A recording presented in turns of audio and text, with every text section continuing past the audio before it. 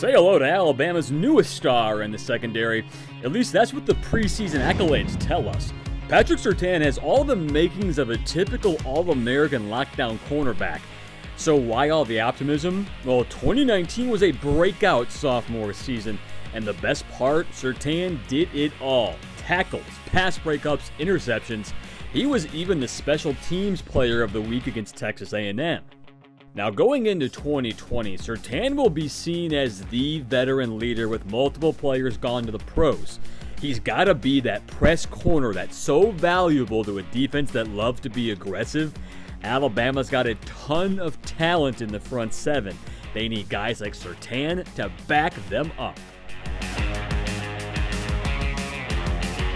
Well, Patrick Surtain, it seems like he's been on this team forever, but it's going to be a good thing for Alabama because they need the depth. Matt Zenitz, AL.com with us now. Matt, do you feel that way? Patrick Surtain, he's the guy. You saw everyone they've lost. Surtain's the name on that defensive back list. Yeah, I mean, he's one of the top cornerbacks in the country going into this year. So talking to some coaches around the conference, the two guys that they mentioned as being the two truly elite players or the two best players at that position at cornerback going into this year, Derek Stingley from LSU and then Patrick Surtain to go along with that. And somebody who's going to have a legitimate chance to be a top 5, top 10 NFL draft pick next year. He's put himself in that kind of position. And one of the big compliments that I've gotten from people around the conference in relation to him, obviously you have a player, Trayvon Diggs, who was successful for Alabama last year, played well enough that ultimately was a second-round NFL draft pick. And those people feel like Patrick Surtain was a better player last year than Trayvon Diggs was. I say he's been on the team forever. It's only been 2 years. He's going into his third year with the Crimson Tide. I think back to his freshman year when you're always weary about putting a freshman in, especially on defense, and sometimes putting him on an island. How have you seen the growth of Patrick Surtain going into now his third year?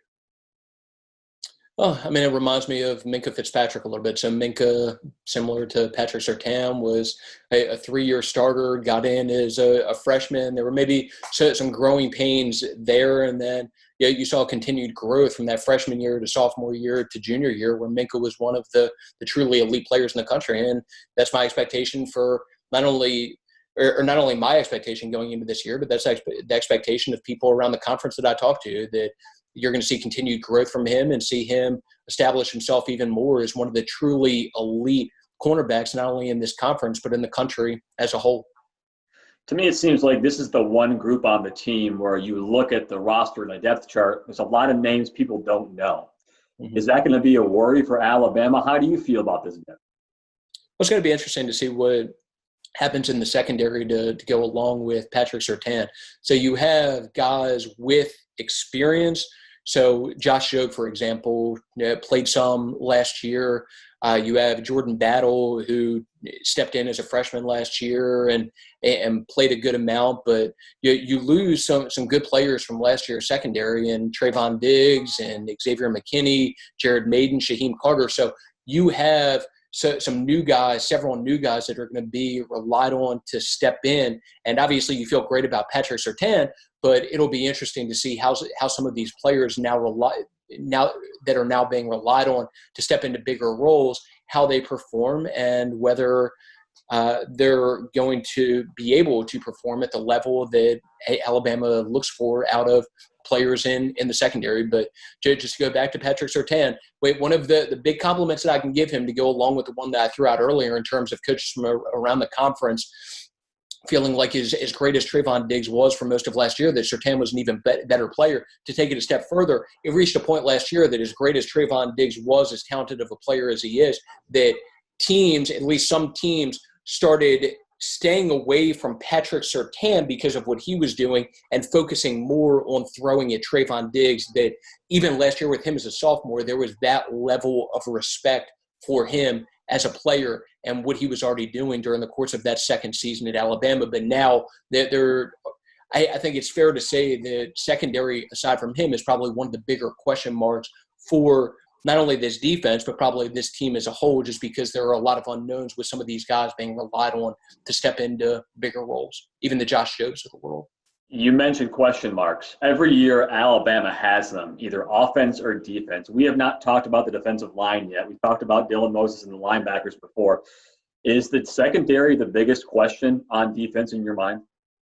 To me, it probably is, because with the defensive line, you have LeBron Ray coming back from injury. You have DJ Dale, who, I mean, is one of the top young defensive linemen in this conference, and somebody that I know people there are very excited about. You have other players with experience, whether it's Fedarian Mathis, a veteran guy, and then some other young players like Byron Young, Justin Aboigbe, guys like that have played, and just overall a relatively deep group with experience. Obviously, we've talked about inside linebacker, outside linebacker is probably the only other one aside from the secondary where I would put it at that level just in terms of question marks. So I would probably say those two things. It'll be interesting to see how they play out, because at outside linebacker also, lose Anthony Jennings, lose Terrell Lewis, and you're going to have some guys that, even though they've played like a Chris Allen, they're being relied on to step into bigger roles. But with Josh McMillan coming back, it does give you some flexibility, because even though he was set to be a starter last year at inside linebacker, has played some outside linebacker before at Alabama, and maybe because of what you have with that inside linebacker group, with the combination of Dylan Moses, Christian Harris, Shane Lee, Ale Cahoe, that maybe you're comfortable moving Josh outside and putting you in a position where you have some experience there in a veteran guy that maybe makes you feel a little bit more comfortable. Matt, 2020 is going to be a season unlike any we've seen, just with everything we've dealt with since March. I want to thank you for being with us all summer long on these Alabama player profiles. No problem at all. I appreciate you guys having me.